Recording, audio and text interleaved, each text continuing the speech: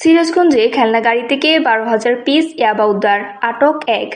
সিরাজগঞ্জে ঢাকা বগুড়া মহাসড়কে অভিযান চালিয়ে একটি যাত্রীবাহী বাস থেকে খেলনা গাড়ির ভেতর থেকে বিশেষ কৌশলে লুকিয়ে রাখা 12,000 পিস ইয়াবা ট্যাবলেট উদ্ধার করেছে মাদকদ্রব্য নিয়ন্ত্রণ অধিদপ্তর, যার মূল্য প্রায় 30 লাখ টাকা। এই ঘটনায় এক যাত্রীকে আটক করা হয়েছে। সোমবার 13 জুলাই বিকেলে রায়গঞ্জ উপজেলার চান্দাইকোনা ইউনিয়নের ধাতিয়াদিগড় পিঙ্কি পাম্প সংলগ্ন এলাকায় ঢাকা থেকে কুড়িগ্রামগামী বনফুল পরিবহনের একটি যাত্রীবাহী বাসে অভিযান পরিচালনা করা হয়। আটক ব্যক্তির নাম রবিউল ইসলাম সিদ্দিকী। তিনি কক্সবাজার জেলার টেকনাফ উপজেলার বাসিন্দা।